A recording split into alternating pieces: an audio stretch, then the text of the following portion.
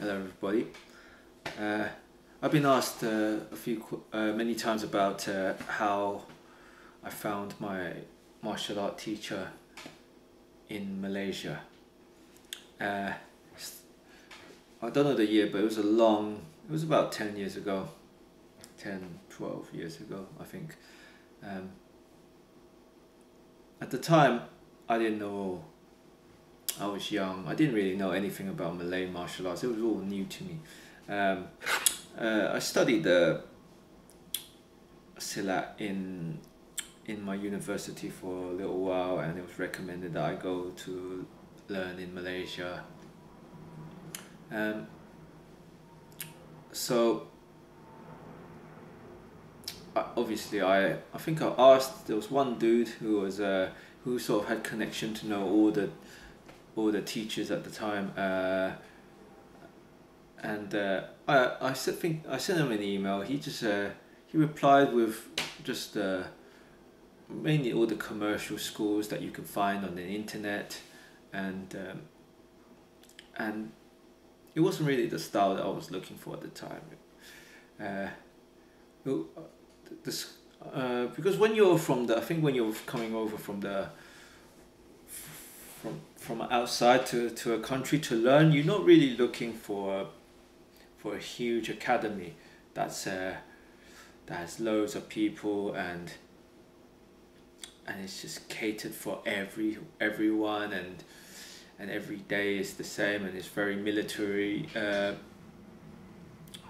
Normally you will want to have you want to you want to live it like you know that film Drunken Master. You go over there, you find a master, and you live with the master, and you understand the master. You do whatever the master tells you. You eat whatever he eats. He trains you every morning. He gets you to do stuff for him, and you look, basically you're looking to build a relationship with your teacher or master or sifu or sensei, whoever it is. And I think that is in my opinion, this is the very important point. Okay, if you just going over there to learn martial arts, be it kung fu, silat, karate, Brazilian jiu-jitsu, whatever, and you just want to do it, you just want to learn and go, just take the knowledge and go.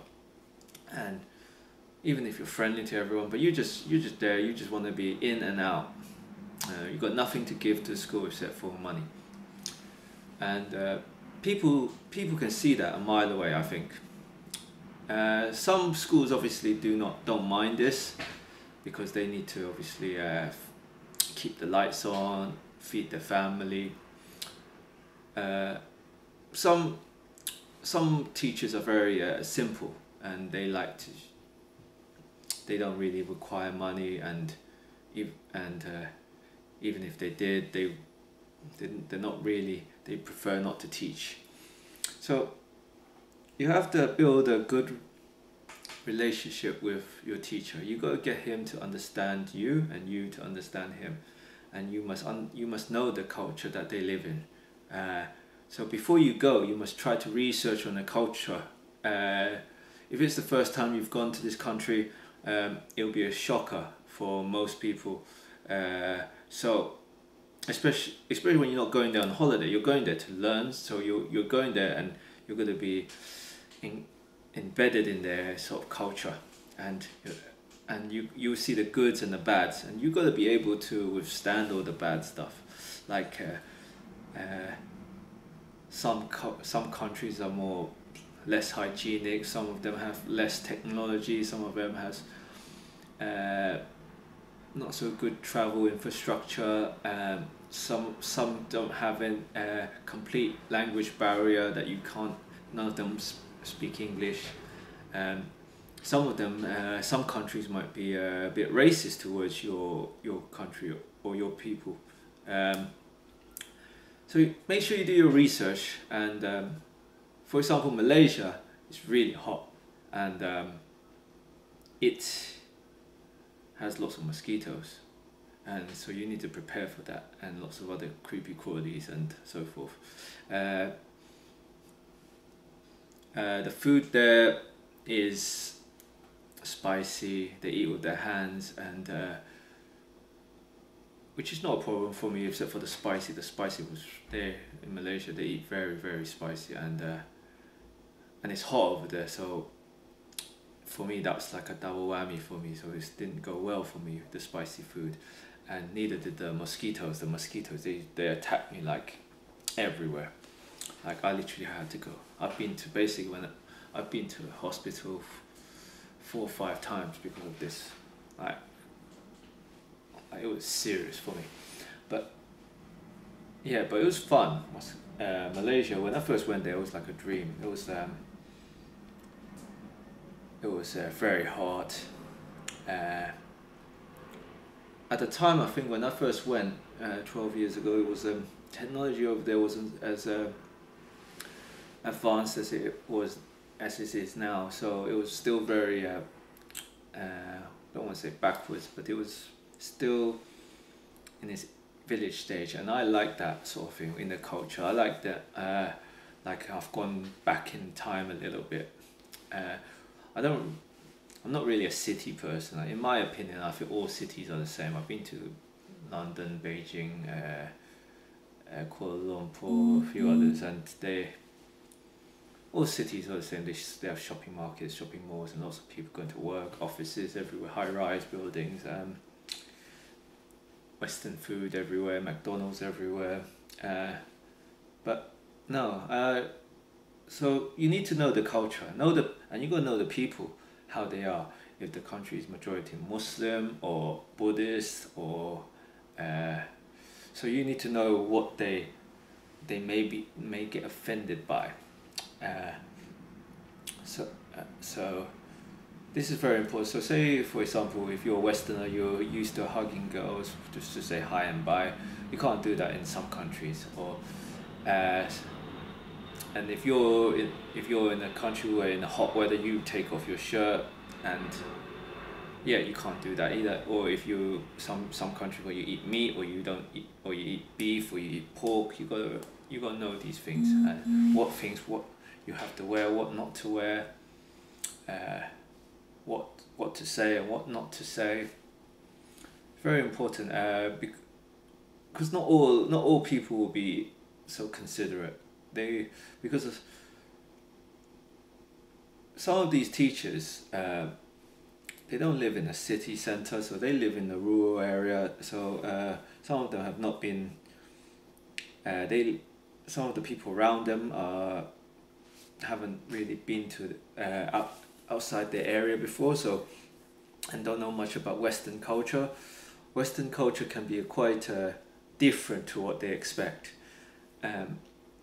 but that's not all bad. It's all fun. Majority of the people are forgiving, even if they don't understand. They know you're a tourist or foreigner. They'll forgive you, and you're just here to have. If you just play, if you just be who you are, just be truthful, and just say you don't know. And just apologize if you insult anyone, or be very polite. Have common courtesy. Common courtesy is the language of humanity. You can go anywhere with this. Yeah. So, but when you're there and you're learning, when you're starting the training, just be sure to be very patient. Do what everyone else does. Don't think you're better than anyone. If you've done any martial arts before, don't mention it, or try not to mention it, and don't show any unless you've been asked to share your knowledge, because showing could be a sign of just showing off really over there. So you gotta just well, you're there to learn. You're not there to show off.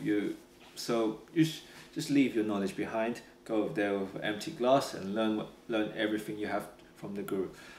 And one thing you have to do, remember, is bring a notepad. Write everything down.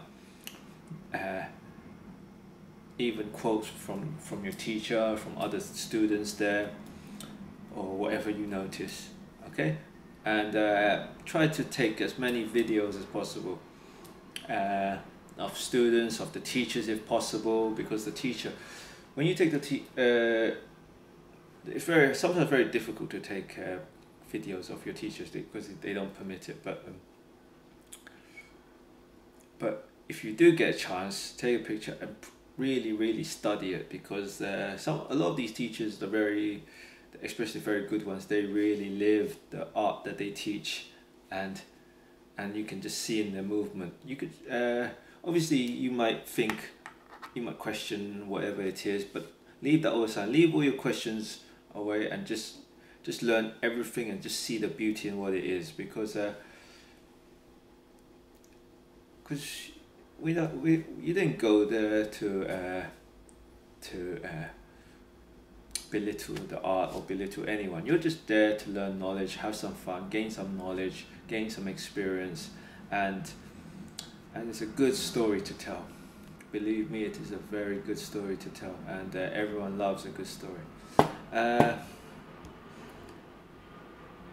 Yeah, I think in conclusion, yeah, just try to withstand everything. Don't say anything silly. Just try to be very patient. Try to do your best, your ability of everything, and they'll see that you're trying, and you can build a bond with the teacher. I hope this helps your questions. Okay, please like and subscribe if you want to see more videos. Thank you very much.